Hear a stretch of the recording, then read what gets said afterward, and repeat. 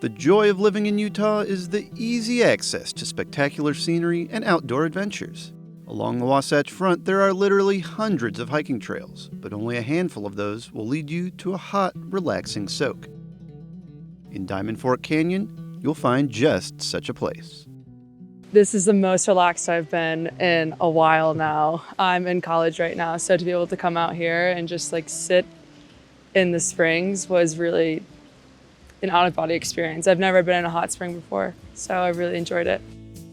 Stunning, relaxing.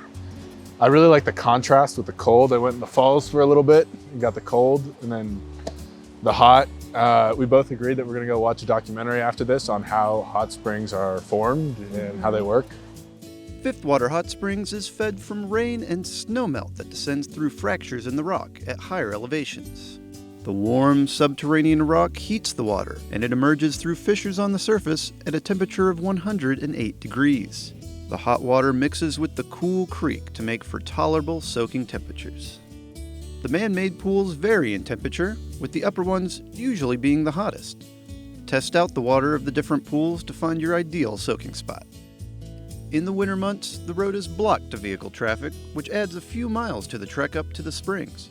But during the summer, the trail is a moderate 2.5-mile hike uphill from the trailhead to the springs. The trail is very popular for people to bring dogs and children, and if you don't feel like hiking, you can take your mountain bike. I loved the hike. I mean, it wasn't anything too difficult, and it wasn't you felt like you needed to be more difficult. It was very happy medium. Didn't take long. Maybe 100, 200 feet of elevation gain and you don't feel it. It's just a long, nice stroll, and when you have the best company, it goes by fast.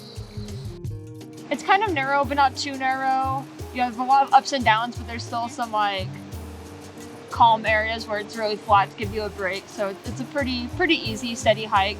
When you first get here, you get that sulfur smell, which kind of gives you the indication that you're close to it. And then you start to see all these little pools and people gathered around.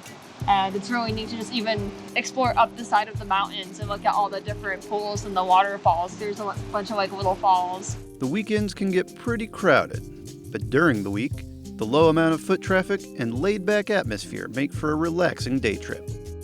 There are a number of health benefits from soaking in natural hot springs, and these calcium, sodium, sulfate springs are no different. Though they will dehydrate you, so bring snacks and plenty of water to drink for the hike back. Be prepared for potential winds because you're up in the mountains and you don't really know what the weather's going to be like. I think they're awesome. I think it's a great spot. I would 10 out of 10 come back. If you're looking to be active and don't want anything too pressing, I think this is a really good activity to do. And obviously you connect with nature. It only took an hour to get up here. It really wasn't too bad at all.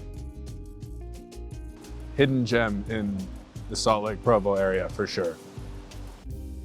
So come check it out for yourself and hike into relaxation.